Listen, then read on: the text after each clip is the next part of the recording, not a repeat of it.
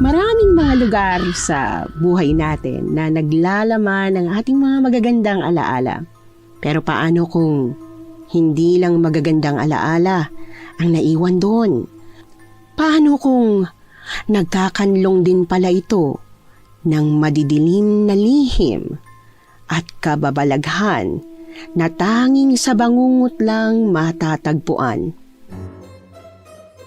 Ganyan po ang tema ng ating kwento ngayon.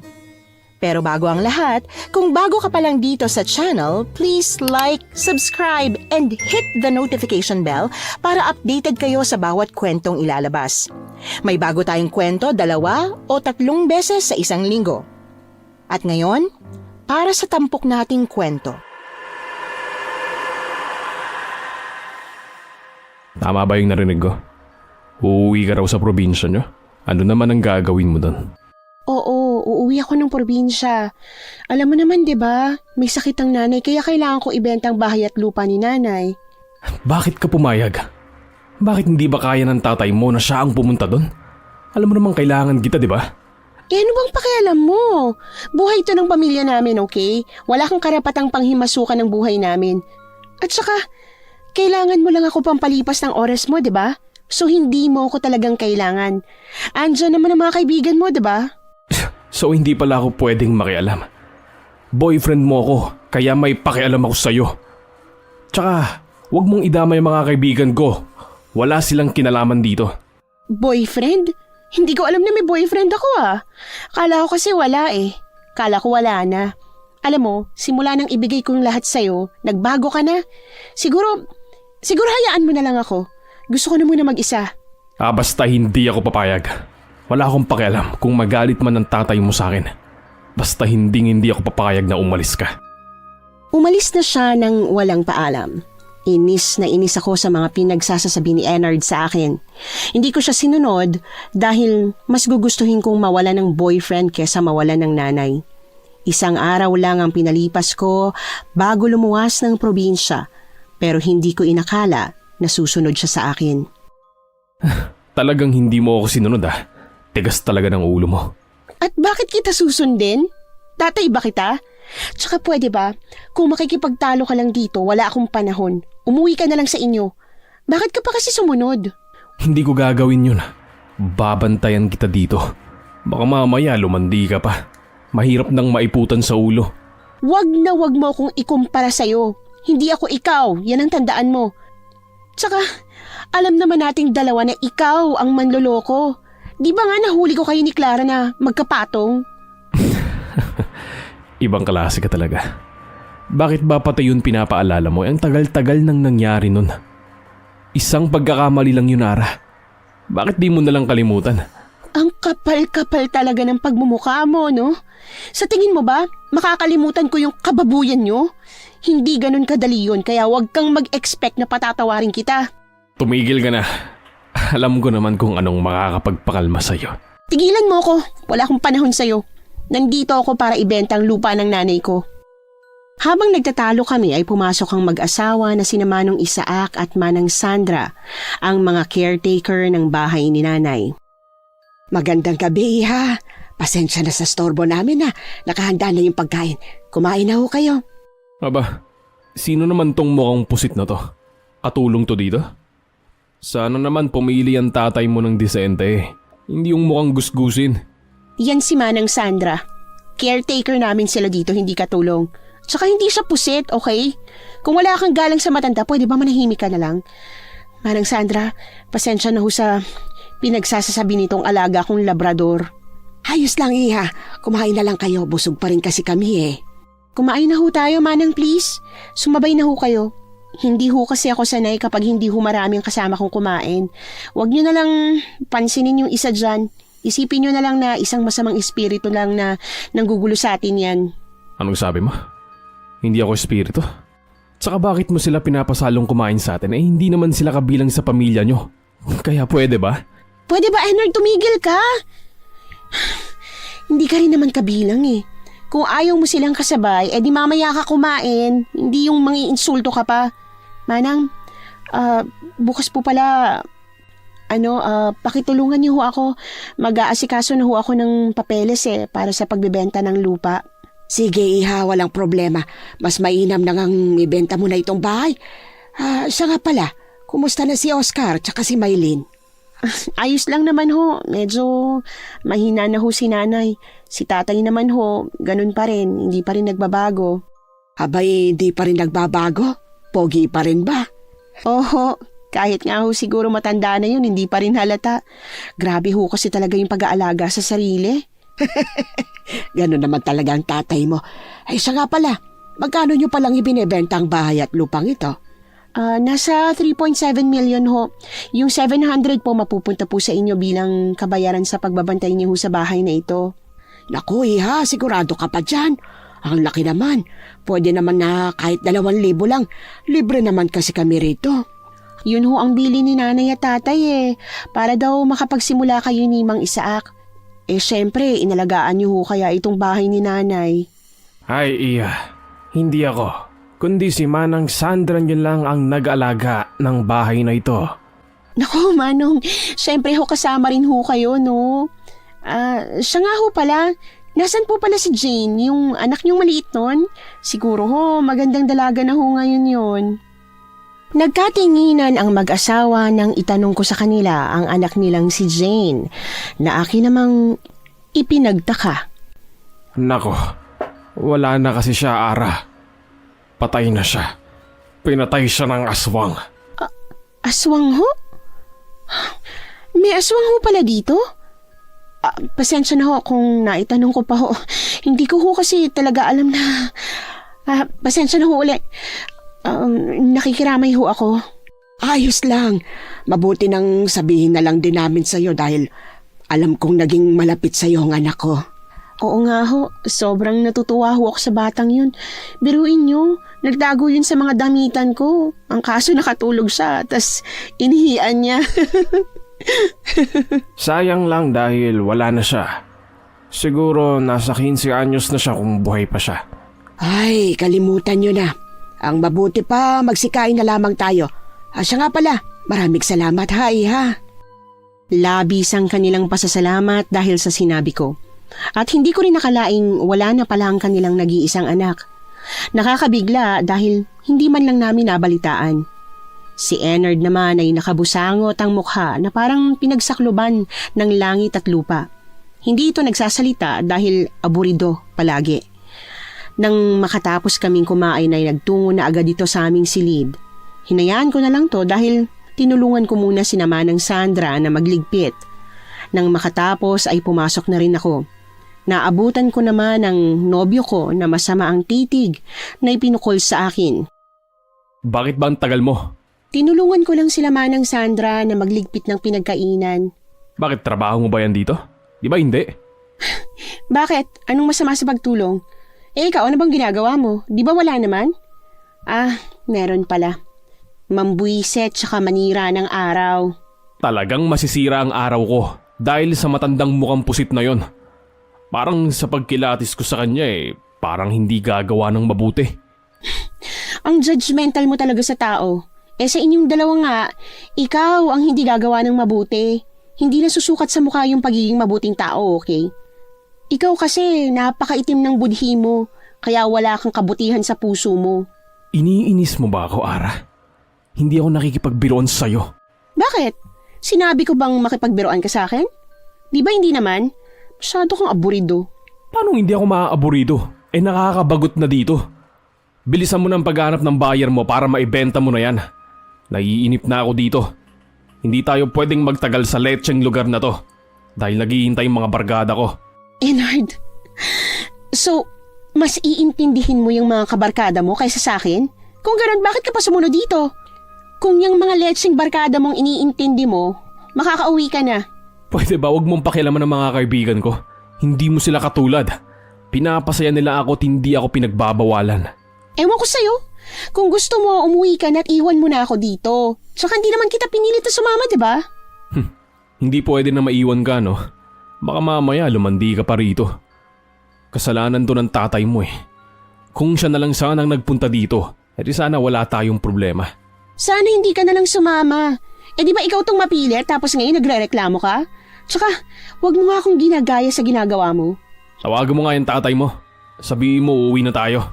Hindi mo ako utusan para sundin kong lahat ng inuutos mo. Kung ayaw mo rito, umuwi kang mag-isa. Oh, saan ka pupunta? Di ba tayo tapos mag-usap ah? Ano pa bang dapat pag-usapan? Di ba wala naman? Magpapahangin muna ako. Dito ka muna ha. O kaya uminom ka ng sobrang lamig na tubig para naman mawala yung init ng ulo mo. Bumalik ka dito, Ara! Ara! Hindi ko siya pinakinggan. Pumunta ako sa terrace para magpahangin. Nasa malayong probinsya kami ng boyfriend kong si Enard. Kaya naman kami naroon ay dahil ipinag-utos sa akin ng aking ama na ibenta na ang ari-arian ng aking ina. Ang tanging nagbabantay na lamang sa bahay na yon ay ang mag-asawang Sandra at Isaac. Matagal na silang tumatao sa bahay ng aking ina. Ngunit ngayon ay kailangan ng ibenta dahil may malalang karamdaman ng aking ina. Dahil gagamitin yon para sa gastusin at pagpapagamot niya. Ara, kumain na kayo. Masama ang magpalipas ng gutom. Masama, lalo na sa buntis. Ho? Ano hong buntis ang pinagsasasabi niyo? Hindi ako buntis, nagkakamali lang ho kayo. Tumaba ho kasi ako kaya lumaki din ang tiyan ko kaya napagkamalan niyo akong buntis. Naririnig kong tibok ng puso mo. 2 pintig, kaya hindi ako magkakamali na ikay buntis. Sigurado ho ba kayo? Paano niyo hong nalaman? Dati ho ba kayong manghuhula? Hindi ako manghuhula. Pero aswang, oo. Ho? Aswang ho? May lahi ho kayong aswang? Biro lang. Huwag mong masyadong seryosohin ang biro ko sa'yo. Pero yung buntis ka, totoo yun. Hindi mo ba nararanasan ang mahilo at masuka? Yan kasi ang 2 sa palatandaan na buntis ka. Ay, hindi ho. Wala ho akong nararamdamang ganun. Maliban ho sa pagkahilo, yun ho madalas ang nararanasan ko eh. Yun nga. Kung hindi ka kumbinsido sa akin, bumili ka ng pregnancy test. 3 bilhin mo nang sa ganun makasigurado ka. Sige ho, pero sana hindi ako buntis. Wala pa namang kwentang tatay niya. Mabuti pa wag mo nang isipin yan. Ang gawin mo, wag ka nang magpapastress para maging malusog yung sanggol. Kaya kailangan mong kumain para mabilis lumaki ang sanggol na nasa sinapupunan mo. Sige ho, gutom na rin ho kasi ako. Tumungo kami sa kusina kung saan naroon din si Enard na tahimik na kumakain. Inalalayan ako ni Manang Sandra para makaupo ng maayos sa upuan kahit na kaya ko namang gawin yon. Oh, kumain ka ng marami. Pati itong gulay kainin mo para maging malusog ang sanggol. Ano ka mo? Anong sanggol? Buntis ka ba, Ara? Hindi ako buntis. Mali lang ang nadinig mo. Masyado ka talagang bingi. Minsan nga, linisin mo yung tenga mo, pwede ba? Anong sabi mo? Hindi ako bingi. Ay, pasensya na. Mali lang ang nasabi ko. Ang mabuti pa, magsikain na kayo. Lalamig na yung pagkain. Sige ho, kumain na rin ho kayo. Baka gutom na rin kayo eh. Ay, nako, busog pa ako. Ikaw na lang ang kumain. Mas kailangan mo yan. Doon muna ako sa kwarto namin ha. Tawagin mo na lang ako kapag may kailangan ka. Salamat po, Manang Sandra. Hayaan niyo ho, makakabawi din ho kami sa inyo. Nginitian lang ako ni Manang Sandra. Pag alis nito ay nilakihan ako ng mata ni Enard. Halata ko ang galit sa mukha niya. Ganun naman talaga siya, Miss Anne. Simula nang makuha niya ang gusto niya sa akin, malaki na ang pinagbago niya. Umiinom ng ala kasamang mga babae at barkada niya na dating hindi naman niya ginagawa. Palagi na rin itong mainit ang ulo sa akin. Ano yung pinagsasabi ng manang adik na yon? Sabihin mo nga sa akin, totoo ba yon? Enard, pwede ba kung wala kang sasabihing matino, manahimik ka na lang? Huwag kang masyadong judgmental, baka karmahin ka. Tsaka, kung buntis man ako, huwag kang mag-alala, hindi ko ipapaako sa'yo. Kung buntis ka, hindi ako ang ama niyan. Sinasabi ko lang sa'yo, Ara ha. Kapag napatunayan kong buntis ka, asahan mo ipapalaglag mo ang batang yan. Ang sama mo ha? Alam mo, kaya walang nagmamahal sa'yo dahil dyan sa ugali mo. Hindi ko alam kung ano bang nagustuhan ko sa katulad mo. Huwag ka mag-alala. Makakahanap din ako ng kapalit mo. Maghintay ka lang. Tumayo ito at padabog na umalis sa harapan ko. Pinipigilan ko na naman ang luha na gustong kumawala sa aking mga mata. Maya-maya pa ay bumalik na si Manang Sandra at kita ko ang pag-aalala sa kanyang mukha. Iha, anong nangyari? Dinig kong pagtatalo ninyo ng nobyo mo. Oho, pasensya na ho kayo kung nakikita niyo pa yung mga ganitong pangyayari. Hindi ko sa kayang kontrolin eh. Huwag ka nang humikbi. Makakasama sa'yo yan. Ang mabuti pa, tapusin mo ng pagkain mo nang sa ganun makatulog ka na. Salamat ho. Mabuti na lang ho nandito kayo. Kayo lang hong malalapitan ko. Iha, pagsubok lang yan. Malalagpasan mo rin yan. Hayaan mo na lang ang lalaking yon. Balang araw pagsisisihan niyang mga ginawa niya sa'yo. Tinapik-tapik nito ang balikat ko hanggang sa matapos ako sa aking pagkain. Nang matapos ako ay pumasok na rin ako sa aming kwarto na tinutuluyang pansamantala. Hihiga na sana ako nang biglang pumuesto ang boyfriend ko sa hihigaan ko sana. Ano ba, Enhard? Hihiga na ako. Kailangan ko na makapagpahinga. Pwede ba umusog ka naman? Kung gusto mo matulog ka sa sahig, ayokong katabi ka, pwede ba? Hihiga ako dito? Sira ulo ka ba? Pahihigain mo ako dito na wala akong sapin at kumot? Problema mo na yun. Basta ayokong makatabi ka tapos. Pwisit ka! Pwisit! Buliyaw ko sa kanya. Tinakpan niya ng una ng mukha niya. Padabog akong kumuha ng extra na sapin at kumot para makahigaan na rin ako. Kinabukasan pagising ko ay sobrang sakit ng katawan ko dahil hindi ako naging komportable sa lapag. Magandang umaga, Iha. Mukhang puyat ka. Oho, hindi ho kasi ako nakatulog ng maayos dahil sa nintik na lalaking yun. Hayaan mo na. Mag-almusal ka na nang sa ganun masamahan kitang bumili ng pregnancy test. Parang ayoko na ho. Natatakot ho ako sa magiging resulta. Saan ka ba natatakot? Dahil ba magiging nanay ka na? O dahil gusto ng nobyo mo na ipalaglag mo? Alam niyo ho, Manang. Oo, hindi ko akalaing kaya mong maatim ang ginagawa niya sa'yo. Alam mo, magkaiba talaga kayo ng nanay mo. Oo nga po. Huwag ho kayo mag-alala para sa akin. Tara na ho, samahan niyo na lang po akong bumili. Sinamahan ako ni Manang Sandra sa bayan upang bumili ng pregnancy test. 3 binili ko. Pagkatapos, umuwi na rin kami kaagad at doon ko na sinubukan. Nasa banyo ako noon at kabadong naghihintay sa magiging resulta. 2 linya ang lumabas sa 3 pregnancy test, kaya kinabahan ako. Manang Sandra, tingnan niyo ang resulta. 2 linya ang lumitaw. Kaya, isa lang ang ibig sabihin. Buntis ka. Anong gagawin ko? Natatakot po ako para sa magiging anak ko. Hindi ho pwedeng malaman ni Enard na buntis ako. Ang mabuti pa, magpahinga ka na lang. Huwag mo na munang isipin yan. Salamat, Manang. Hindi ko alam kung anong gagawin ko. Mabuti na lang ho nandyan kayo. Ikukuha muna kita ng pagkain Sige ho, salamat. Paglabas ni Manang Sandra ay doon lang umagos ang masaganang luha ko. Natatakot ako sa maaaring mangyari sakaling malaman ito ni Enard. Alam kong ayaw na ayaw niyang magkaroon ng anak. Ngunit kasalanan ko rin naman dahil agad akong nagpadala sa tukso ng lalaking hindi ko naman siguradong kaya akong panagutan.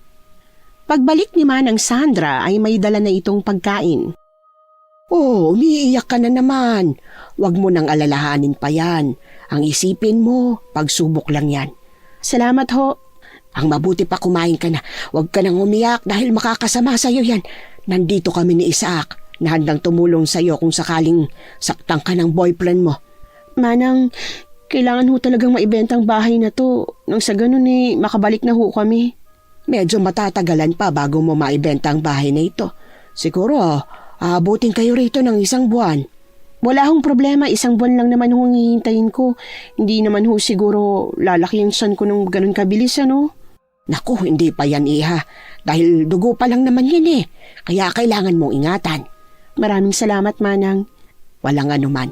Asa nga pala, maglilinis na ako ng bahay Tawagin mo na lang ako kapag may kailangan ka. Sige ho. Kumain na ako ng ibinigay niyang pagkain sa akin. Maya-maya pa ay pumasok na si Enard na mainit na naman ang ulo. Saan ka ba galing? Kanina pa kita hinihintay Siguro nakipagkita ka na naman sa kabit mo, no? Ikaw, alam mo, kung mainit yung ulo mo, tigil-tigilan mo ko. Alalahanin mo, ikaw ang nasa pamamahay ko. At bakit? Matapang ka na, ha? Tandaan mo, Ara. Nakuha ko na ang lahat sa'yo. Kaya wala nang lalaki pa ang magkakainteresado sa katulad mo. Napakasama ng pag-uugali mo. Pagkatapos kong ibigay ang lahat-lahat, ganito pa bang isusukli mo sa akin? Huwag mo nga akong dramahan. Wala akong pakialam dyan sa kaartayan mo. Buisit. Makalibot nga. Padabog siyang umalis. Hinayaan ko na lang. Kinagabihan ay hindi ko na siya hinintay pa. Kasabay kong kumain si Manang Sandra at Manong Isaac. Iya, nagtalo na naman ba kayo? Alam ba ito ng iyong ama? Hindi ho. Sigurado magagalit siya kay Enard eh. Ayoko naman hong mangyari yun. Kahit na ganun ang pag-uugali niya, ayoko mapahamak siya. Dahil tatay pa rin siya na magiging anak ko. Buntis ka? Oo, buntis ho ako. Salamat ho kay Manang Sandra dahil siya ho ang unang nakaalam. Ang galing niya nga ho, nahulaan niya. Diyos ko, iya mas mabuting umuwi ka na. Huwag kang mag-alala, tutulungan kita sa paghahanap ng bibili nitong bahay. Isaac, bakit mo ba siya pinapauwi? Hayaan mo siya rito. Hindi siya maaaring magtagal dito. Manganganib ang buhay niya at magiging anak niya. Ano hong ibig niyong sabihin? Ay, wala iha. Kumain ka na lamang. Nagbibiro lang itong asawa ko. Hindi na kumibo pa si Manong Isaac. Seryoso ito at hindi mo makikitaan ng pagbibiro sa kanyang mga sinasabi. Iniwan nila ako at lumabas ng bahay. Nang matapos ako ay iniligpit ko na ang aking pinagkainan. Pagkatapos ay nagtungo na ako sa terrace para muling magpahangin. Hinihintay kong umuwi si Enard hanggang sa lumalim na ang gabi, ngunit wala pa rin ito. Kaya naman bumalik na ako sa aking silid at nagpasyang matulog na lang. Kinabukasan pagising ko ay walang Enard akong nadatnan, maski sa higaan hanggang sa labas. Oh iya, hinahanap mo ba ang nobyo mo? Oho, Manong Isaac, hinahanap ko ho. Nakita niyo ho ba siya? Hindi ko siya nakita. Mas mabuting umalis ka na dito bago pa mahuli ang lahat. Tulad ng sinabi ko sa'yo kagabi, kailangan mo nang umalis. Hindi ho pwede. Sigurado nga hanapin siya sa akin ng mga magulang niya. Kung ganon, sige hahanapin ko siya at nang makauwi na kayo. Pumasok ko na sa kwarto mo at huwag ka nang lalabas pa. Sige ho, Manong. Maraming salamat po. Pumasok ako sa loob at doon naghintay. Sumapit ang tanghali ngunit wala pa rin sila kaya naman nagpasya na akong lumabas upang hanapin si Enard. Nagtanong-tanong ako at ipinakita ang kanyang picture ngunit wala daw silang nakita. Kaya naman umuwi na lang ako. Saan ka na naman galing? Nakipagkita ka na naman sa kabit mo, no? Ano bang pinagsasasabi mo? Hinanap kita kung saan-saan. Kung kani-kanino na nga ako nagtanong tapos ganyan pang sasabihin mo. Talaga? Hinahanap mo ako? Sa tingin mo ba maniniwala ako sa'yo? Alam mo, lumang style na yan, Ara. Alam ko namang sinasabayan mo ako habang wala ako, di ba? Pwede ba? Kung wala kang magandang sasabihin, huwag ka na lang magsalita. Puro walang katotohanan lahat mga pinagsasabi mo. Hoy, tanda. Sabihin mo nga sa akin. Anong ginagawa ng babaeng ito kagabi? Ha? Wala naman. Andito lang siya kagabi natutulog. Isa pa to. Napakasinungaling. Alam kong amo mo siya pero alam mo naman siguro kung gaano kasakit ang naiiputan sa ulo, di ba? Pwede ba? Tumigil ka na nga. Pati si Manong dinadamay mo na. Yung gawain mo, wag mo sa akin pinapasa. Ito tatandaan mo ha. Kapag nalaman kong iniiputan mo ako sa ulo, makikita mo, makakatikim ka talaga sa akin. Pumasok na ito sa aming silid. Nanlulumo ako dahil alam naman naming dalawa kung sino sa amin ang gumagawa ng kamalian. Iya, kumalma ka muna. O, inumin mo ito. Ang sama-sama niya. Halos kalahating araw ko siyang hinanap tapos ganyan lang yung sasabihin niya sa akin. Iya, kumbinsihin mo na siyang umalis dito. Tatawag na lang ako kapag may bibili na. Pero hindi ho ako pwedeng umalis nang hindi ito binibenta eh. Kailangan po ng malaking pera ni nanay para maisagawa na yung operasyon niya. Ay, kung ganon sige. Tutulungan na kitang maghanap ngayon para hindi ka na magtagal pa dito. Maraming salamat ho, Manong. Siya nga ho pala. Nasaan ho si Manang Sandra? Kanina ko pa po siya hindi napapansin eh. Baka may pinuntahan lang yon, Iha. Hayaan mo't babalik din yon. Nagugutom ka na ba? Oho. Sige, ipaghahanda kita ng makakain mo. Nang sa ganun ay makapagpahinga ka na. Mamaya magtatanong-tanong ako sa makakilala ko kung may alam ba silang naghahanap ng bahay. Naku, maraming salamat po, Manong. Hayaan niyo po, kapag naibenta, dadagdagan ko ho yung komisyon ninyo. Kahit hindi na, malaki na rin ang naitulong sa amin ng iyong mga magulang. Kaya ayos na sa akin na makabawi ng walang kahit anong kapalit. Maraming salamat po. Walang anuman, Iha. O siya, sige na. Kukuha muna kita ng makakain mo. Tumango ako at hinayaan ko na ito na ikuha ako ng makakain.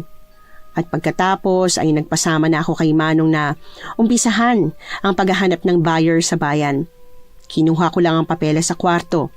Masarap kasi ang tulog ni Enard kaya hindi na ako gumawa ng kahit na anong ingay na kanyang ikagagalit pa. Pumunta na ako sa labas dahil doon na naghihintay si Manong Isaac sa kanyang tricycle. Pinaghintay ko ho ba kayo?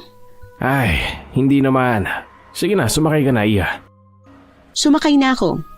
Nang makarating kami sa bayan ay nagtanong-tanong na kami sa mga kakilala ni Manong Isaac. Ang ilan doon ay namamahalan habang ang iba naman ay ayaw dahil meron daw mga multong naninirahan doon. Iha, pagod ka na ba? Pasensya na ha, medyo mahirap magbenta dito. Yung kumpare ko kasi sa susunod na 2 linggo pa uuwi yun. Yun sana siguradong hindi niya ako hihindihan. Ayos lang po, Manong. Ang importante sinubukan po natin. Pero kung wala ho talagang ibang choice, hintayin na lang ho natin yung sinasabi niyong kumpare ninyo. Di maghihintay ka rito ng matagal. Ayos lang ba sa'yo yun? Oho, ayos lang po sa akin. Paano ang nobyo mo? Baka magalit yun sa'yo. Ayos lang ho sa akin, Manong. Tsaka wala ho siyang magagawa kundi maghintay. Kung gusto niya umuwi, di mauna na siya. Huwag ka sanang magagalit. Ano bang nagustuhan mo dyan sa nobyo mo? Sa nakikita ko wala siyang pagmamahal sa'yo. Tama ho kayo, Manong. Ewan ko ba kung bakit ganun ang trato niya sa akin. Samantalang dati naman nung baguhan pa lang kami sobrang sweet. Tsaka maalaga yun. Maalaga niya sa akin. Tapos nagulat na lang ako nung isang araw. Biglang nagbago ng lahat. Dahil siguro maaga kong nabigay sa kanya yung sarili ko. Nakakapagsisi tuloy. Huwag mo nang sisihin pa ang iyong sarili, Iya. Sadyang nagkamali ka lang talaga sa pagpili ng lalaking inibig mo. Kasama sa buhay ng magkarelasyon yan. Isipin mo na lang na pwede siyang magbago dahil bata pa naman siya. At sa edad niyo kasing kabataan, talagang hindi pa siya ganun kaseryoso sa relasyon. Kung hindi pala, di sana hindi mo na siya nag-girlfriend. Hindi naman ho ako robot para hindi makaramdam ng sakit sa lahat ng ginagawa niya. Tinapik-tapik ako ni Manong Isaac sa balikat ko at pagkatapos ay niyaya na niya akong umuwi. Pagdating namin doon ay boses ni Enard ang naririnig namin, kaya naman paghinto pa lang ng sasakyan ni Manong Isaac ay nagmamadali akong bumaba at halos mapatakbo na ako papasok sa loob. Tinatawag ko si Enard. Aswang? Enard, ano ba nangyayari sa'yo? Enard! Yang lintik na yan. Aswang yung mukhang pusit na yan. Kitang-kita ko. Aswang yan! Ano bang pinagsasasabi mo? Si Manang Sandra yan. Manang, pasensya na ho kayo sa boyfriend ko ha, Manang Sandra. Ayos lang sa akin, Iha. Bakit ba ayaw mo maniwala sa akin? Aswang nga yan. Kitang-kita ko kung paano niya kinain yung aso sa harap ko. Umalis na tayo dito, Ara. Siguradong papatayin tayo ng aswang na yan. Uy, tumigil ka nga. Nakakahiya ka naman ng Sandra, oh. Halika na, pumasok ka na muna dun sa kwarto. Mag-uusap tayo. Manang Sandra, Manong Isaac, pasensya na ho talaga sa boyfriend ko, ah. Hayaan niyo ho't kakausapin ko ho siya. Pumasok ako sa loob at gigil na hinarap si Enard na nanginginig pa rin ng buong katawan. Enard naman, halos kalahating araw lang ako nawala. Ganyan ang ginagawa mo. Nakakahiya ka na, Manong. Bakit ba ayaw mong maniwala? Totoo ang lahat ng sinabi ko. Kanina, pumasok siya dito sa kwarto at ginising ako. Paano nga ako maniniwala? Sa tingin mo, may aswang na umaaligid sa umaga? Tama na nga ang kahibangan mo, Enard. Nakakapagod na eh. Ang hirap-hirap mong intindihin. Kung ayaw mo rito, edi umuwi ka na. Hindi kita pwedeng iwan dito ng mag-isa. Baka kainin ka nila, umalis na tayo ngayon din. Pwede ba, Enard, tumigil ka na please? Hayaan mo. 2 linggo lang ang hihintayin natin. Babalik na tayo sa Manila. Takot na takot pa rin ito at hindi ko makumbinsi. Hindi ko alam kung paniniwalaan ko siya dahil si Enard ay likas na palabiro. Pero sa pagkakataong yon ay talagang takot siya. Lumabas ako at naroroon pa rin ang mag-asawa. Hiyang-hiya akong humarap sa kanila.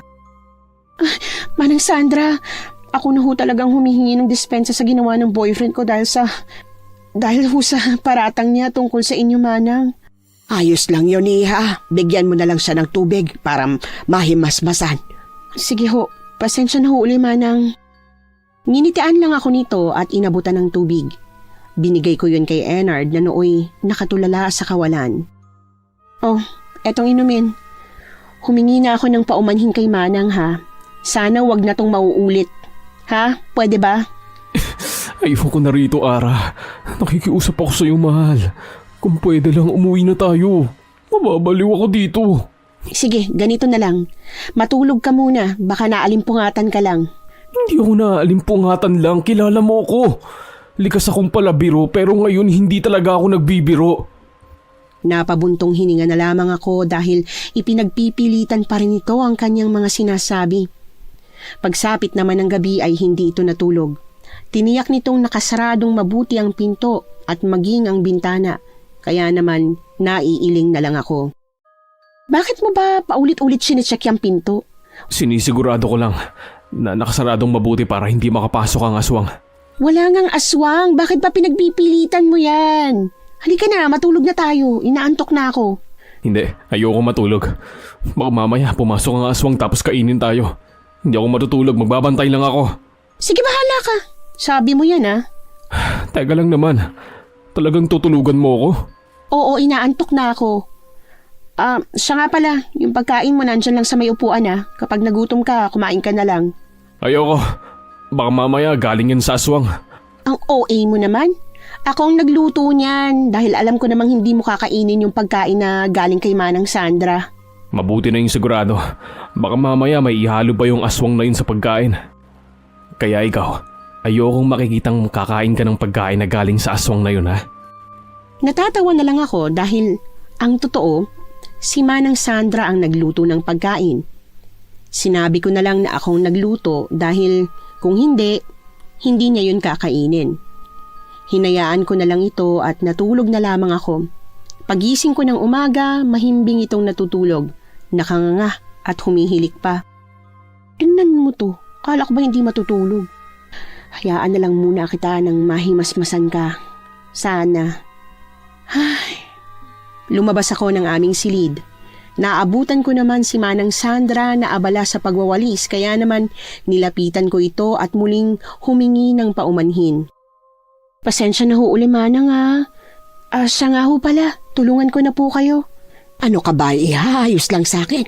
Hindi ko nga alam, Iha, bakit gano'n na lang natakot ang nobyo mo eh. Samantalang baboy lang naman yung dala ko kahapon. Tsaka dugo.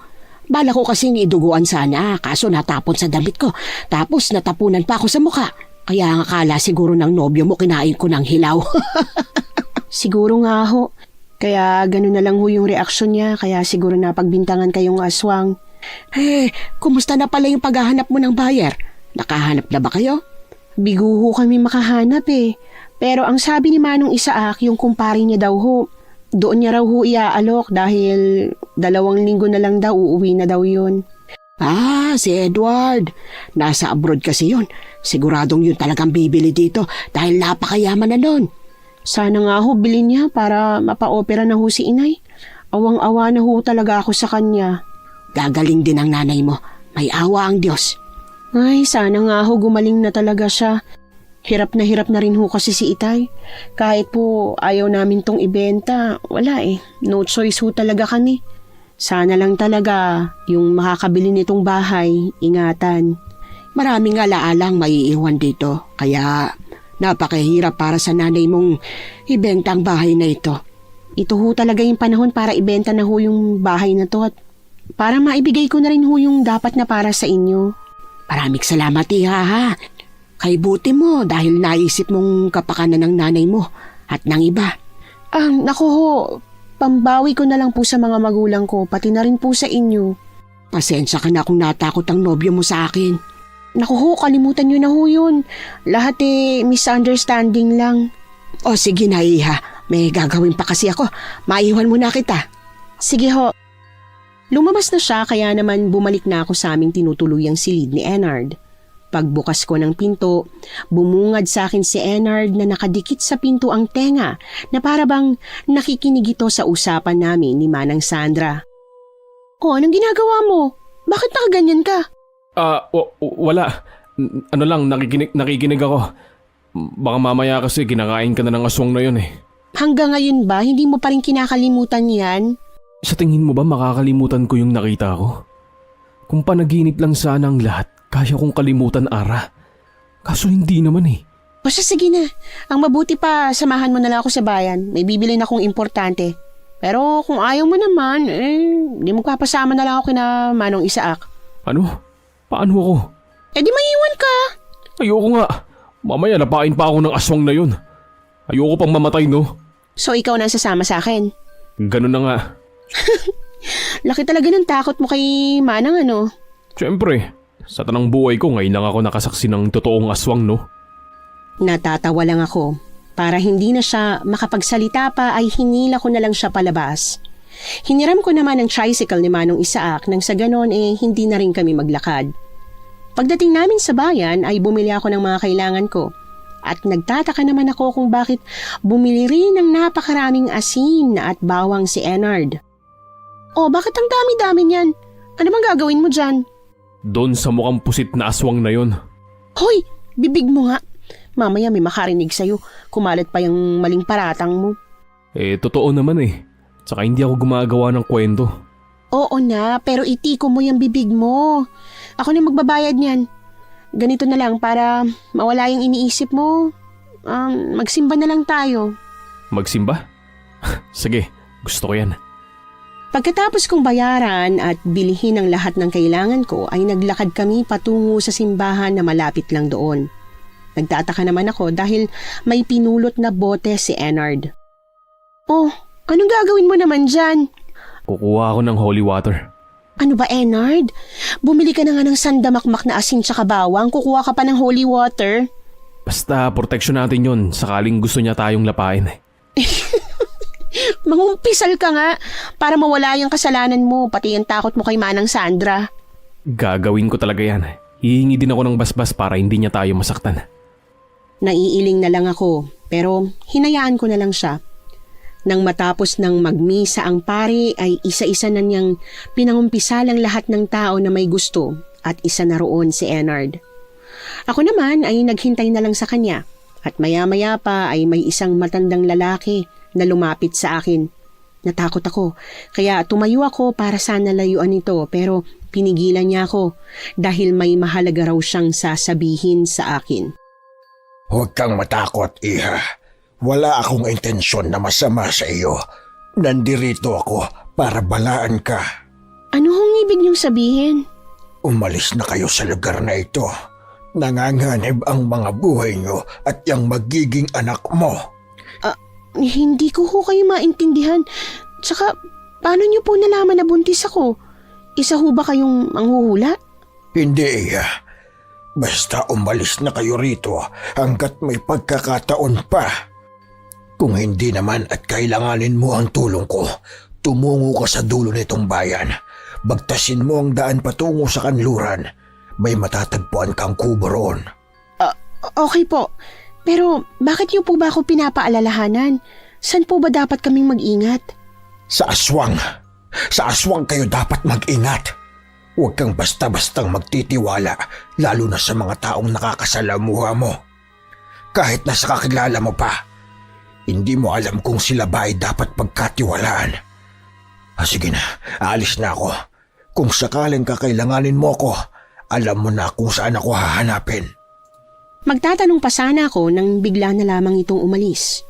Hindi ko maintindihan kung bakit ganoon na lang ang sinabi sa akin ng matandang lalaki. Hindi ko alam kung biro lang yon o totoo. Nasa punto na ako na iniisip kung sino ang tinutukoy niyang aswang at bakit niya kami pinauuwi. Bumalik lang ako sa aking sarili nang magsalita si Ennard. Ayos ka lang ba? Anong bumabagabag sa'yo? Wala ha. Pagod lang ako. Uuwi na ba tayo?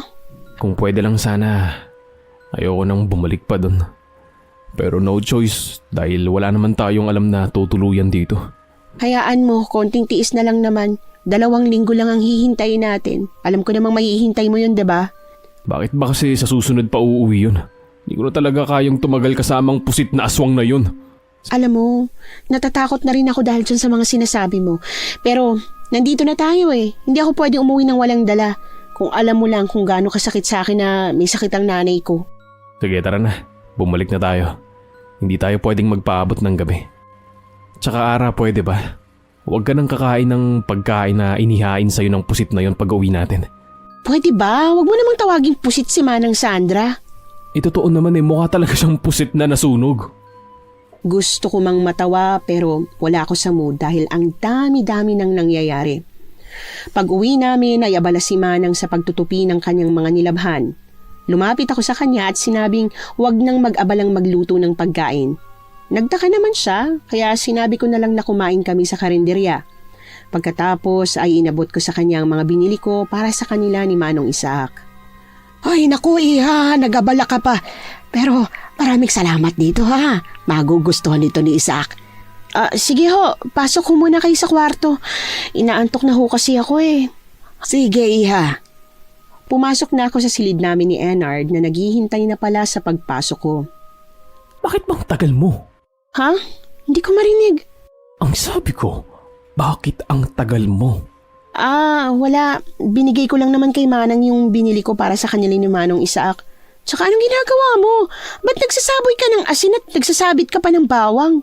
Pantaboy kasi to. Alam mo na, para hindi siya makapasok dito.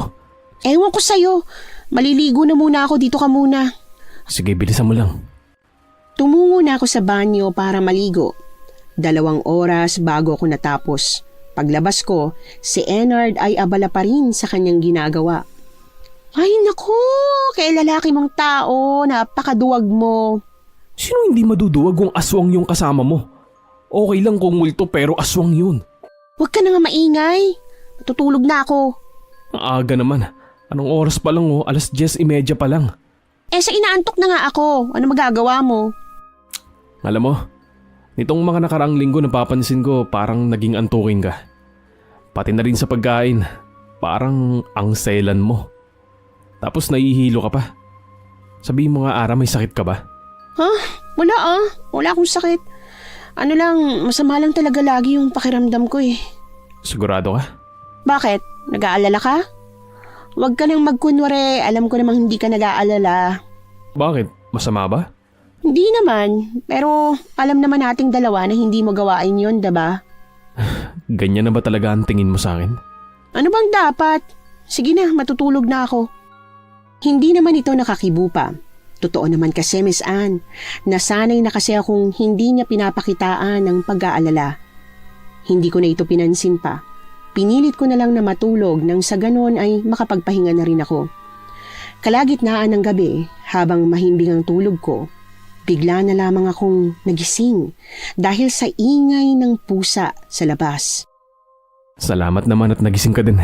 Ano ba yun? Ang ingay naman ng pusa. Naglalampungan na naman. Hindi lang basta pusa yon. Hindi ako natulog, Ara. Pinakikinggan ko lang yung nangyayari sa labas. Kanina pa may kumakalabog dyan sa may bintana. Parang binubuksan. Pusa lang yan. Naglalampungan na naman. Ay, sandali nga, bubugawin ko. Shhh! Huwag ka maingay. Di mo ba naririnig may umaangil? Oo nga no. Pero anong hayop yun? Sandali, may butas dito. Makikita natin yung nangyayari sa labas. Sinilip nga ito ni Ennard. Nakakakilabot ang bawat pag-angil ng nilalang na nasa labas. Sinabayan pa ng pag-alulong ng aso. Oh, ano nakita mo? Pusa ba? Oo, nag-aaway sila. Hindi naglalampungan. Pero grabe ang laki ng isang itim na pusa. Shit! Hoy, ano na? Bakit hindi ka na makakibo dyan? Halika tignan mo, dali. Tumayo ako at lumapit kay Ennard. Sinilip ko rin ang sinisilip niya. Napatakip ako sa aking bibig at halos manindig ang lahat ng balahibo dahil sa takot. Kitang-kita ko ang isang napakalaking pusang itim na nilalapa ang kapwa niya pusa na marahil ay kaaway nito kanina. Halos matanggal na ang ulo ng pusa sa pagkain sa kanya ng pusang itim. Umalis ako sa tabi ni Ennard dahil hindi ko masikmura ang ginagawa nito. Halos masuka talaga ako. Grabe, anong klaseng pusa ang kayang kumain ng kapwa niya? Hindi ko kayang tingnan, nakakasuka. Nagulat naman ako nang biglang mapalayo si Ennard sa butas. Napahawak ito sa kanyang dibdib at nanginginig na tumabi sa akin. O bakit? Nanginginig ka na naman. Bigla siyang tumingin. Hindi ko alam kung nakita niya ako. Hindi naman siguro. Hindi na talaga ako makakapaghintay ng 2 linggo, Ara. Abang nagtatagal tayo dito, mas lalong lumalala ang nangyayari. Alam mong hindi pwede, konting araw na lang naman oh. Mag-ingat na lang tayo. Natatakot lang naman ako para sa atin. Nasa delikado na tayo. May alam ako kung sinong lalapitan natin para matulungan tayong malaman kung sino ba yung aswang. Sino? Mapagkakatiwalaan ba yan? Hindi ko alam, pero sa tingin ko naman mapapagkatiwalaan siya. Kailan natin siya maaaring makausap? Bukas na bukas puntahan natin siya. Sinabi niya sa akin yung lokasyon niya. Sige. Magpahinga ka na. Ako na ang magbabantay sa'yo. Sigurado ka? Anong oras na rin? Matulog ka na. Sige, salamat. Tumango ako at hinayaan ko na lang itong matulog. Alam kong sobrang inaantok na ito dahil sa puyat. Halos 2 araw na kasi siyang hindi nakatulog ng maayos. Pagsapit ng umaga ay nagpaalam ako kila Manang Sandra na muling tutungo sa bayan para mamili. Hindi na ito nagtanong pa. Muli kaming humiram ng tricycle. Nang makarating kami sa bayan ay tinungo ko ang daan patungo sa kinaroroonan ng kubong sinasabi ng matandang nakausap ko noong nakaraang araw. Sigurado ka bang yan ang bahay ng matandang sinasabi mo? Oo, yan yun. Sigurado ako. Sige, tumawag ka na. Tao po? Tao po? Ako nga. Hindi ka naririnig eh. Mahina ang boses mo. O sige, ikaw na. Tao po? Tao po? May tao po ba dyan? Tao po? Ayun na. May lumabas na. Sigurado ako, yan yung matanda. Sa kakatawag namin ay lumabas na rin sa wakas ang matanda. Nagmamadali itong lumabas sa kanyang bahay at pinagbuksan kami. Anong may paglilingkod ko sa inyo? Magandang araw ho. Pasensya na ho sa abala. Ako ho yung pinaalalahanan niyo ho sa simbahan. Oo, naaalala kita. Kahapon pa kita inaantay. Pasensya na ho kayo. Kaya po pala kami naparito para humingi ho sana ng tulong. Sige, pumasok na kayo sa loob. Wala bang sumunod sa inyo? Wala ho. Mas mabuting sigurado. Mahihirapan ako kapag natuntun ng mga aswang kung saan ako nakatira. Pumasok na kami sa loob ng kanyang kubo at doon sinabi nito ang lahat ng kanyang kaalaman tungkol sa mga aswang. Naikwento din namin ang nangyari noong nagdaang gabi. Kung ganon, hindi nga ako nagkakamali. Aswang nga ang pusa na sinasabi niyong lumapa ng kapwa niya pusa. Bakit po nandun siya sa bahay ng nanay ko? Doon ho ba siya nakatira? Maaaring hindi o maaaring oo. Wala ba kayong pinaghihinalaan? Ako ho, wala. Pero siya meron ho. Meron? Sino iyo? Sabihin mo. Yung caretaker po ng bahay nila, Manong. Siya ho ang aswang na tinutukoy ko. Hindi ho ako pwede magkamali, Manong. Dahil kitang-kita ko kung paano lapain ang mukhang pusit na yon ng aso. Ennard! Pwede ba? Huwag mo munang pagbintangan si Manang. Wala kang ebidensya na magpapatunay na siya nga yung aswang. Huwag kayong magtalo. May paraan para malaman nyo na aswang ba o hindi ang hinihinalaan ninyo. Anong paraan ho, Manong? Sabihin nyo. Simple lang. Ikaw ang magluto ng pagkain yung lahat. Pagkatapos lagyan mo ng napakaraming bawang at asin. Kapag hindi niya yan kinain, alam nyo na ang ibig sabihin nun. Pero kung kumain siya at walang nangyari, may paraan pa para malaman nyo. Ano ho yun? Ang pangalawang paraan ay salamin. Tignan nyo ang kanyang refleksyon sa salamin. Doon nyo makikita ang totoo niyang itsura. At pangatlo naman ay ang kakaibang kinikilos nila at ang pang-apat ay ang agwa bendita. Malalaman natin na isa siyang aswang kapag iyon ay kumulo. Maraming salamat ho. Matanong ko lang ho, ano ho bang maaaring gamitin namin panlaban sa kanila? Asin, bawang, banal na tubig, iilan lang yan sa maaari nyong magamit bilang proteksyon. Maraming salamat ho. Ano nga ho palang pangalan nila? Hindi ako nagbibigay ng pangalan pero sa tingin ko naman ay mapagkakatiwalaan ko kayo, hindi ba? Tawagin nyo na lang ako sa ngalang Manong Cosme. Manong Cosme, kung ano man po yung dahilan ninyo, huwag kayong mag-alala. Hindi ho namin ipagsasabi yung pangalan ninyo. Salamat. Pero bago kayo umalis, ibibigay ko to sa inyo. Yan ang langis na makakatulong sa inyo para malaman kung nasa paligid nyo na ang aswang. Salamat po ulit. Eto po. Tanggapin niyo po sana to bilang bayad sa pagtulong ninyo sa amin. Hindi ako tumatanggap ng kahit anong kabayaran. Kung gusto nyo talagang suklian ang kabutihan ko ay tulungan nyo kung mahuli ang aswang na yon. Sige ho, gagawin ho namin ang gusto nyo. Maraming salamat. Umuwi na nga kami ni Enard. Wala doon si Manang Sandra. Pansin ko rin na nitong nakaraang araw ay talagang iba ang kanyang mga kinikilos. Hindi ko alam kung dapat ko bang paniwalaan ang sinasabi ni Enard na isa siyang aswang o hindi. Dahil matagal na siyang kilala ng aking mga magulang. Oh iya, kararating nyo lang? Oho, may pinuntahan lang ho kami. May maganda akong balita, iya. Mapapaaga ang uwi ng kumpare ko.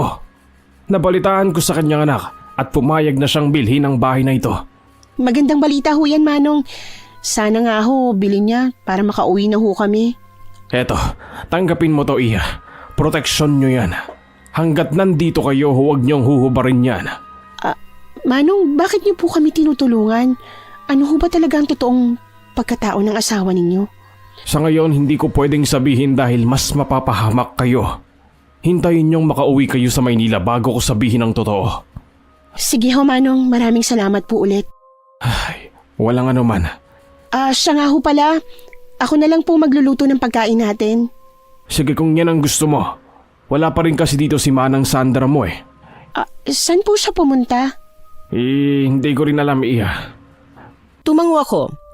Kahit na may kutob ako na aswang si Manang Sandra ay gusto ko pa rin namang malaman mula kay Manong Isaac ang katotohanan.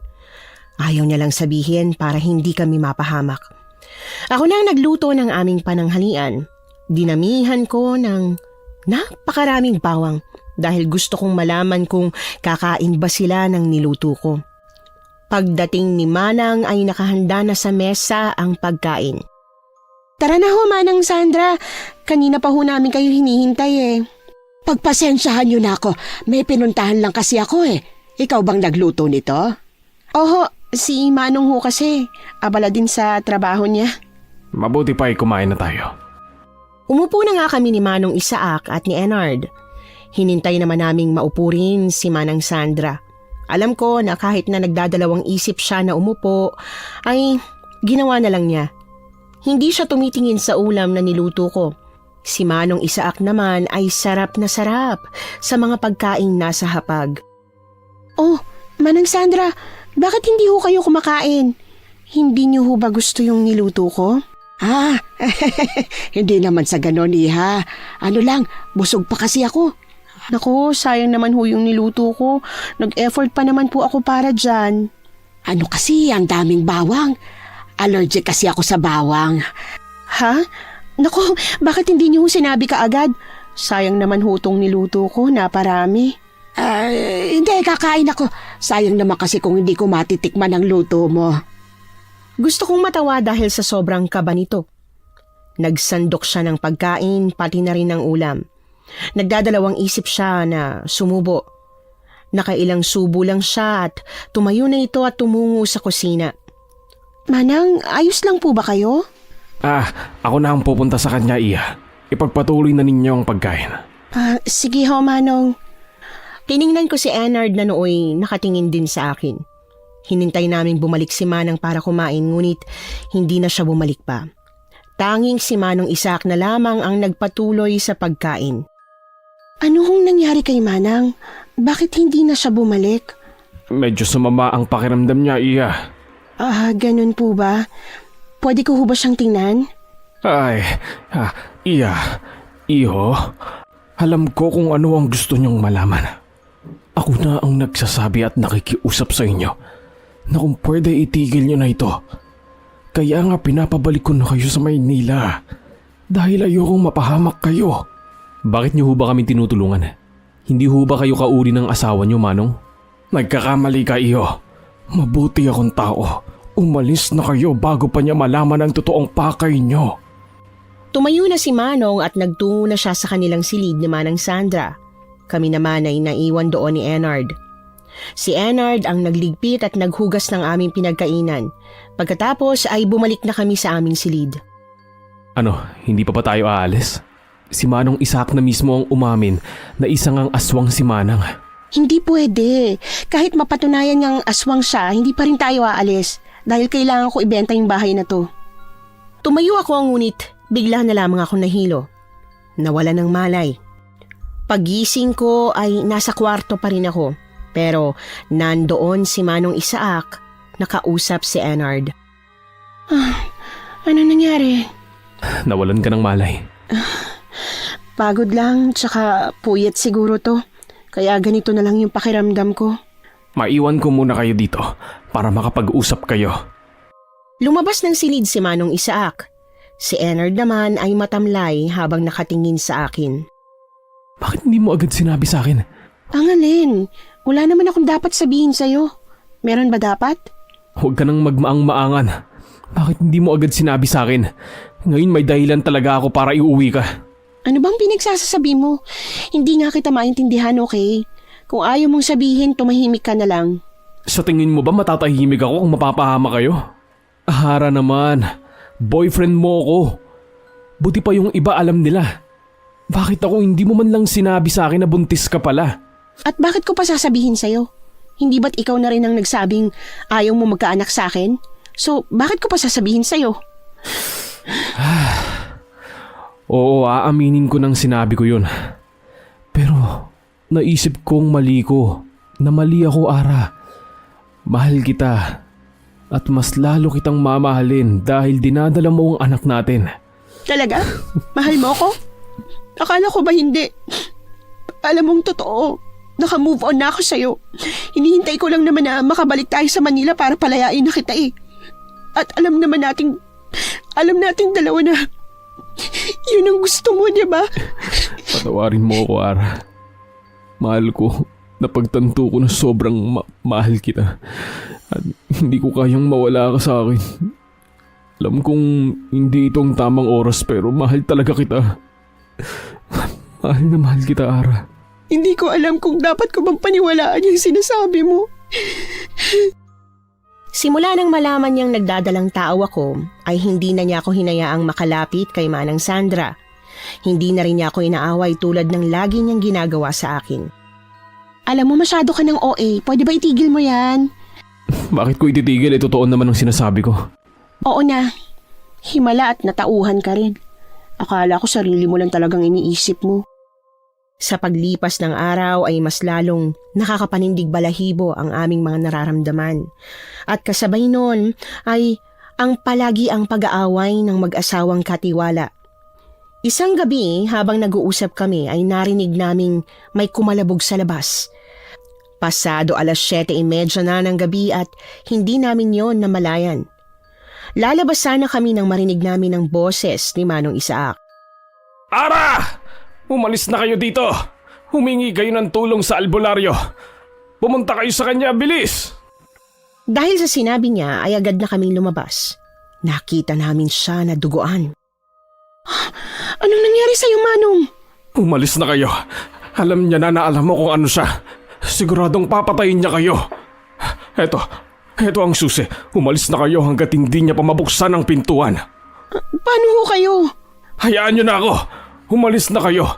Huwag niyo na akong intindihin. Sige na.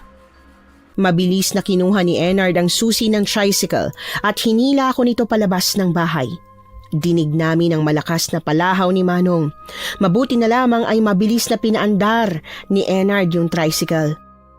Baby namin, kumapit ka lang dyan sa tiyan ng mama mo ah. Kailangan lang bilisan ni tatay ang pagmamaneho para makaligtas tayo. Sambit niya habang mabilis na pinahaharurot ang sasakyan. Nang makarating kami sa bahay ni Manong Cosme, ay agad namin siyang tinawag. Mabuti na lamang ay pinapasok kami nito kaagad. Maraming salamat ho dahil pinatuloy niyo ho kami. Walang anuman. Hinahabol ba kayo ng aswang? Oho, hinahabol niya ho kami. Pinatay niya ang asawa niya. Siguradong susundan niya kayo kahit saan kayo magpunta. Kailangan niyong maghanda. Nakahanda ho ako. Hindi ho ako papayag na masaktan niya ang mag-ina ko. Huwag kayo mag-alala, hindi siya basta makakapasok dito. Anong gagawin natin? Totoo bang talagang pinatay niya si Manong Isaac? Ano? Pinatay niya si Isaac? Hindi pwede! Nagulat kami ni Enard nang suntukin ni Manong ang dingding ng kanyang bahay. Napansin ko rin ang kanyang pagluha. Kaya naman inusisa namin siya kung bakit ganoon na lang ang kanyang naging reaksyon. Mawalang galang na ho. Bakit ganyan na lang ho ang reaksyon niyo? Kilala niyo ho ba si Manong Isaac? Oo, kapatid ko siya. Ito na nga ba sinasabi ko, kaya gusto kong hiwalayan niya ang babaeng yon. Hindi na siya nadala sa nangyari sa kanyang anak. Ho? Anong ibig niyong sabihin? May anak ho? Sila Manong Isaac at Manang Sandra? Oo, ang ngalan ng batang yon ay Miguel. Isang araw noon galing kaming dalawa sa trabaho nang madatnan naming kinakain niya ang lamang loob ng kanyang anak. Gusto kong patayin ang aswang na yon pero ayaw ni Isaac. Hindi ko alam kung ano nagustuhan niya sa nilalang na mismong dahilan ng pagkasawi ng kanyang sariling anak. At ngayon naman ay pati na rin siya. Ang mga aswang ho ay salot. Hindi ko akalain na kaya niyang patayin at kainin ang sarili niyang anak. Dahil wala silang kaluluwa. Ang tanging hangad lamang nila ay mapawi ang gutom na kanilang dinadala. Humanda sa akin ang aswang na yan. Ipaghihiganti ko ang kapatid at pamangkin ko. Tutulong ho ako sa abot ng makakaya ko. Ako rin ho. Tutulong ako sa inyo. Hindi pwede, mahal. Mapapahamak ka. Ayokong mawala kayo sa akin ng anak ko. Pero kailangan nating sumugal. Alang-alang sa buhay ng mga nabiktima at ng nakararami. Alam kong mas kakailanganin ni Manong Cosme ang tulong nating dalawa. Pero... Tama siya, iho. Kakailanganin nating sumugal. Wala na tayong pagpipilian pa. Napailing na lang si Enard. Hindi siya sang-ayon na tumulong ako. Sige, pumapayag ako pero hindi ka maaaring humarap sa kanya. Naiintindihan mo ba? Oo, naiintindihan ko. Sa ngayon ay magpahinga muna kayo. Ako nang bahala. Hindi niya kayo magagambala. Maraming salamat ho sa pagpapatuloy niyo ho sa amin. Ako ho hindi matutulog. Magbabantay lang ho ako. Paano tayo babalik sa bahay? Siguradong nandun lang siya eh. Kung magsumbong na lang kaya tayo sa mga pulis o kaya sa barangay. Hindi naniniwala ang mga pulis o maging ang mga barangay sa aswang. Hayaan nyo, makakabalik pa rin kayo hanggat suot ninyo ang pangontra na binigay ko sa inyo. Ano? Babalik pa tayo dun? Ara naman. Mamaya hindi na tayo makatakas sa aswang kapag bumalik tayo. Nandun lahat ng papeles tsaka mga dokumento. Kaya kailangan nating bumalik sa lalong madaling panahon. Ipagbukas na lang natin gabi ngayon. Delikado na. Tama ang nobyo mo, iha. Malakas at maliksi ang aswang kapag gabi. Kaya ipagpabukas nyo na lang. Wala akong nagawa kundi ang sumang-ayon na lang. Tama naman siya na malakas ang aswang kapag gabi at hindi namin siya makikita sa dilim. Kaya naman nagpasya na lang akong matulog. Dahil sobrang napagod ako sa kakatakbo, nanakit din ang balakang ko pati ang mga binti ko. Kinabukasan ay maaga kaming bumalik sa bahay. Sarado ang pinto at maging ang bintana. Sobrang nakakatakot, mahal. Siguradong nandyan lang siya sa loob naghihintay na pumasok tayo. Tignan mo, kumukulo ang langis. Halos matapo na. Maganda lang kayo dahil nandito lang siya sa paligid. Pumasok kami sa loob ng bakuran at tinalasan ng aming mga mata. Dahil sa konting pagkakamali lang namin, siguradong isa sa amin ang mabibiktima. Habang patungo kami sa pinto ng bahay, bigla na lang bumukas yun. Napaatras kaming tatlo. Ang lakas ng loob niyong bumalik sa bahay na ito. Oh, Cosme. Ikaw pala yan. Long time no see, my darling. Tigilan mo na ang mga bata! Tigilan? Sa tingin mo ba titigilan ko sila? Alam nila kung sino ko, kaya dapat lang silang mamatay. Ikaw ang dapat mamatay dahil salot ka. Pati ang sarili mong anak pinatay mo. Dahil hindi siya nararapat mabuhay. Buong akala ko napakabuti mo. Kaya pala inalagaan mo ako dahil may balak kang masama sa akin tsaka sa anak ko. Hindi ka sana nadamay kung hindi ka rin nag-usisa. Di ba gusto mong iwanan ng lalaking yan? Bakit hindi mo na lang sa hayaang mamatay? Nang sa ganun makaganti ka na sa kanya. Hindi ko gagawin yun, Manang. Lubos kang pinagkatiwalaan ng mga magulang ko tapos ganito lang ang igaganti mo. Palibasay wala kang alam. Hindi mo alam na yung nanay mo mangagaw dahil si Oscar ay naunang naging akin. Hindi ako maniniwala sa'yo. Umalis ka dyan. Papasukin mo kami. Bakit? Ito bang kailangan mo? Ang mga dokumento? Halika't kunin mo sa akin. Kung kaya mo. Hayop ka! Ipapakulong kita! O di kaya ipapasunog kita sa taong bayan dahil isa kang aswang! Ipasusunog? Sa tingin mo ba gagawin nila sa akin yan? Hindi nila ako pinaghihinalaan. Hindi ba't sa ating dalawa? Ikaw ang dayo? Kaya ikaw ang kanilang paghihinalaan. Tuso ka talagang matanda ka, ha? Kung gusto niyong makuha ang dokumento, ibigay mo sa akin ang pinagbubuntis mo. Natatakam na ako sa dugo ng sanggol. Hayop ka! Huwag mo idamay pati ang anak ko! Pwede kung ayaw mo, pwede naman. Pero hindi mo na ito makukuha sa akin. Mamili ka, ang dokumento ng bahay at lupa o yung pinagbubuntis mo. Huwag mo siyang pakinggan, mahal. Naiibang ka na ba, mukhang pusit? Hindi pa buong sanggol sa tingin mo ba mabubusog ka dyan? Patuloy lang siya sa kanyang pagtawa. Habang kami naman ay umiisip ng paraan kung paano namin makukuha sa kanya ang dokumento.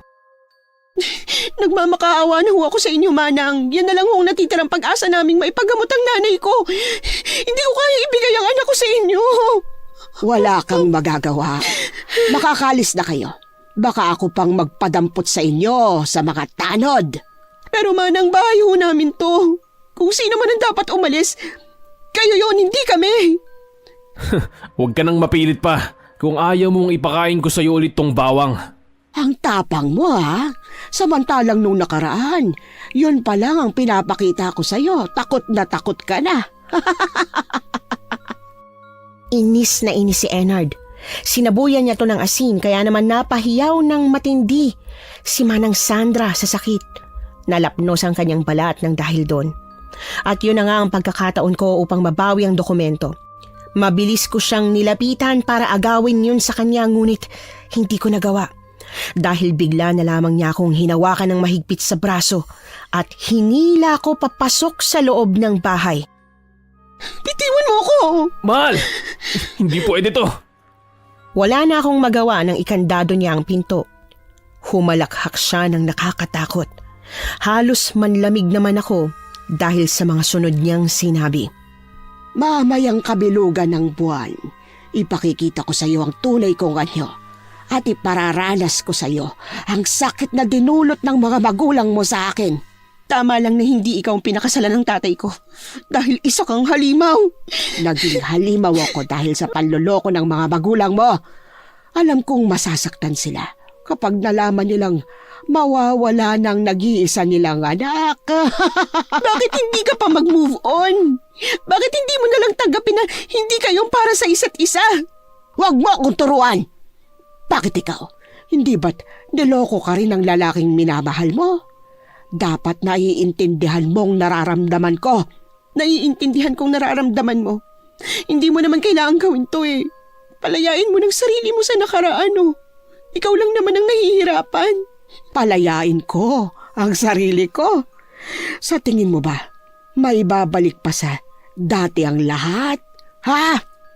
Naglandas ang luha sa kanyang mga mata. Ngunit agad niya rin yung pinunasan at galit itong lumapit sa akin. Bitiwan mo ako! Huli na ang lahat. Mamamatay ka na! Binitiwan ito ang mukha ko kaya naman napatabingi yun. Muli ako nitong hinila papasok sa kwarto namin at kinandado. Wala akong magawa dahil napakalakas nito. Umiiyak at nagmamakaawa akong pakawalan niya ngunit nanatili itong bingi-bingihan. Nang sumapit na ang gabi ay mas lalong tumitindi ang takot na nararamdaman ko dahil batid ko kung anong kahahantungan ko. Baby, patawarin mo si Mama kung hindi kita mapoprotektahan. Tumayo ako at sinubukang buksan ang bintana pati na rin ang pinto ngunit hindi ko magawa dahil nakakandado ang pinto. Maya-maya pa ay nagsisimula ng umalulong ng nakakatakot ang mga aso. Parang may ipinapahiwatig na mangyayari kaya mas lalong gumapang ang kilabot sa buong kalamnan ko. Naalarma ako dahil binubuksan na yon ni Manang Sandra. Kung kanina'y tinatangka kong buksan yon, nang siya na ang gumagawa ay pilit ko naman yung pinipigilan na mabuksan. Huwag ka nang lumaban pa. Mapapagod ka lang. Tanggapin mo na lang ito. Na ito na ang katapusan mo. Manang nakikiusap po ako. Tama na po. Gusto ko pa pong mabuhay. Patuloy ang pagsusumamo ko sa kanya ngunit hindi siya nakikinig. Nagtagumpay pa rin siyang buksan ng pinto at nakakatakot na ngiti ang sinalubong niya sa akin. Ito na ang oras! Nanlaki ang mga mata ko nang unti-unti itong magpalit ng anyo. Nakakapanindig palahibo at halos takasan na ako ng aking kaluluwa nang tuluyan na siyang magbago. Humaba ang mga kuko, pulang-pula ang mga mata at nakatitig siya sa akin habang naglalaway. Napahiyaw naman ako. Hindi ko alam ang gagawin ko ng mga oras na yon dahil unti-unti siyang lumalapit sa akin. Tatakbo sana ako palabas pero nakaharang naman siya sa pinto. Hanggang sa hindi ko na namalayang nakalapit na pala siya sa akin at sinakal ako. Binitin ako sa ere at halos maghabol ako ng aking hininga. Binuka niya ang kanyang bibig at isang mahabang dila ang unti-unting gumapang papunta sa mukha at pababa sa tiyan ko. Naramdaman kong iniangat niya yon at tinusok ang dulo ng dila niya sa pusod ko. Sobrang sakit talaga at halos nararamdaman ko na ang panghihina. Mabuti na lang at naalala kong binigay sa akin ni Manong Isaac na pangontra daw sa aswang. Sinikap kong abutin yun sa aking bulsa na naalala kong doon ko pala nilagay. Nang mahawakan ko yon ay wala na akong sinayang pang oras. Sinubo ko sa kanyang bibig yon, kaya naman nabitiwan niya ako. Humihiyaw siya sa matinding sakit, kaya naman pilit akong bumangon kahit na hindi ko talaga kaya. Sinikap kong maglakad kahit na nahihirapan ako. Maagos na rin ang dugo sa aking binti. Dinig ko naman na sinisira na ng mga kasama ko sa labas ang pinto. Nang tuluyan nilang mawasak yon, nagulat si Enard nang makita ako sa ganoong sitwasyon. Ara, ano nangyari? Bakit may dugo? Ang anak natin. Hindi to pwede. Hindi pwede. Yung baby natin, wala na. Hindi to pwede. Ang anak ko. Babayaran ng halimaw na yun ang ginawa niya sa'yo. At pati na rin sa anak natin. Dito ka lang. Hintayin mo ako. Huwag kang matutulog. Lakasan mo ang loob mo, mahal. Tumayo si Enard. Ramdam ko ang galit sa kanya habang nabibitak ang kanyang boses dahil sa kanyang pagluha. Tumakbo siya palapit kay Manang Sandra ngunit hindi niya yon naabutan. Sinubukan din ni Manong Cosme na hulihin si Manang pero hindi niya rin nagawa dahil sa liksi at bilis ng pagkilos ni Manang Sandra. Walang yakang linteg ka, bumalik ka dito! Tayo ang magtuos! Enard, hindi ko na kaya. Mabilis akong nilapitan ni Enard at binuhat ako. Si Manong Cosme naman ang nagmaneho ng tricycle. Kalong-kalong ako ni Enard sa loob at pilit niya akong pinananatiling gising. Mabilis lang to. Huwag kang matutulog, mahal. Lumaban ka! Hindi ko na kaya. Gusto ko lang matulog. Hanggang sa tuluyan nga akong nawala ng malay. Hindi ko na alam ang mga sumunod na nangyari. Nang magising ako, bumungad kaagad sa akin si Enard na punong-puno ng pag-aalala ang kanyang mga mata. Salamat sa Diyos at gising ka na, mahal. Kala ko mawawala ka na rin sa akin. Yung baby natin, kumusta siya? Napayuko si Enard at doon na niya pinalaya ang kanyang mga luha. Tuluyan siyang umiyak. Kahit na alam ko na wala ng aking pinagbubuntis, gusto ko pa rin makasiguro. Nananalangin ako na sana buhay pa siya. Ngunit tama nga ako. Wala na talaga ang baby ko. Bakit hindi mo ako sagutin, Enard? Sabihin mo buhay pa ba siya? Sorry, mahal. Pero wala na siya. Nang suriin kita, wala na silang nakitang dugo sa sinapupunan mo. Dahil doon ay umagos ang luha ko at halos gumuho ang mundo ko nang malamang wala na nga ang batang pinagbubuntis ko. Labis na galit ang nararamdaman ko para kay Manang Sandra. Pagbabayaran niya ang lahat ng ginawa niya. Hindi ako makakapayag na ganun lang kadaling makatakas sa hahanapin ko sa hanggang sa impyerno. 2 araw pagkalabas ko ng ospital ay bumalik kami sa bahay. Wala na rin naman doon si Manang Sandra. Kahit hindi pa ako magaling, tumulong din ako sa paghahanap sa aswang na yun. Alam na rin kasi ng mga tao na si Manang Sandra ang aswang na naghahasik ng lagim sa bayan na yon. Halos suyuri na namin ang buong kabundukan ngunit hindi namin siya mahanap. Hanggang sa may sinabi si Manong Cosme na may alam siya na maaaring pagtaguan ito. Talagang nagtago ng mabuti ang hayop na yon. Kapag talagang nakita ko siya, babalatan ko siya ng buhay. Kung hindi natin siya matatagpuan dito, maaaring sa silong ng bahay siya nagtatago. Sa silong ng bahay? Anong ibig niyong sabihin? Ang aswang, maraming silang pwedeng pagtaguan. Gumagawa sila ng isang napakalaking buta sa ilalim ng lupa upang doon sila makapagtago sakaling hanapin sila. Paano ho natin makikita ang sinasabi niyo? Nasisiguro kung hindi siya umalis sa bahay ng nanay mo. Nandun lang siya. Kailangan lang natin iyong halughugin. May paraan ako para palabasin si Sandra. At sinugod nga namin ang lugar na tinutukoy ni Manong Cosme. Bumalik kami sa bahay kasama ang mga taong bayan na may dalang mga sibat, itak at kung ano-ano pang proteksyon. Hinalughog namin ang buong kabahayan hanggang sa sumapit na nga ang gabi. Sinikap naming hanapin ang aswang. Sa loob, sa labas, sa lahat ng sulok ng kabahayan hanggang sa maalala ko na may kubo nga palang nakatayo sa aming likod bahay na hindi ko pa nasisilip ni minsan. Manong Cosme, sa tingin ko ho, may hindi pa tayo natitingnan. Saan? Sabihin mo. May kubo po sa likod ng bahay. Ang sabi niya sa akin noon na pugaran daw yun ng mga manok. Kaya yun ho ang naiisip ko na pwede niyang pagtaguan. Sumang-ayon ang lahat sa akin at hindi na nga kami nag-aksaya pa ng panahon. Kahit na hindi pa namin yun tinitingnan, binuhusan na agad nila ng gaas at pagkatapos ay sinilaban yun. Lalabas siya kapag hindi niya nakinaya ang init. Maghintay lang tayo. Hindi nga kami nagkamali dahil bigla itong lumabas sa loob ng nasusunog na kubo. Humihiyaw ito sa matinding sakit dahil nasunog na ang kanyang mga kamay. Magbabayad kayo! Ha! Wala ka ng laban. Papatayin kita tulad ng ginawa mo sa anak ko.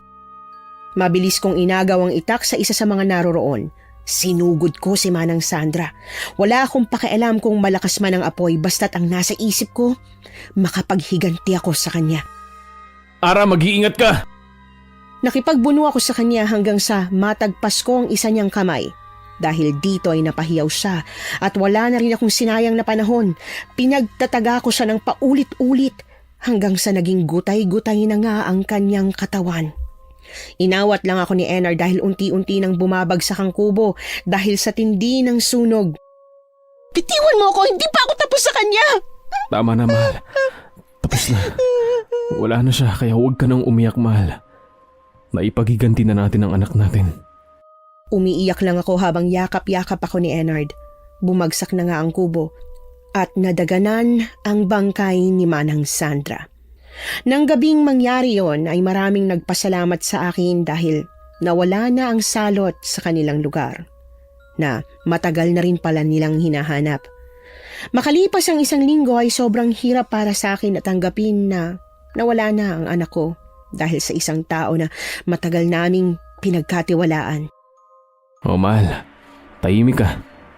Naiisip mo pa rin bang nangyari? Oo, ang hirap kalimutan. Napakasakit sa akin na nawala ang anak ko. Mahal, alam kong hindi pa ito ang tamang oras para sabihin ko sa iyo to. Gusto ko sanang humingi ng tawad sa lahat ng ginawa ko. Patawarin mo din ako dahil wala akong nagawa para iligtas ang anak natin. Sana mapatawad mo ako. Hindi kita pipilitin. Hihintayin kitang mapatawad mo ako. Humarap ako sa kanya at tiningnan ko siya. Hinawakan ko ang mukha niya habang ako'y lumuluha. Nginitian ko siya, hinalikan, na kanya namang kinagulat. Mahal na mahal kita. At napatawad na rin kita. Kalimutan na natin yon. Magsimula tayong muli. Salamat, mahal. Dahil sa kabila ng lahat ng kamaliang ginawa ko, napatawad mo pa rin ako. Hayaan mo. Pinapangako kong aalagaan at mamahalin kita.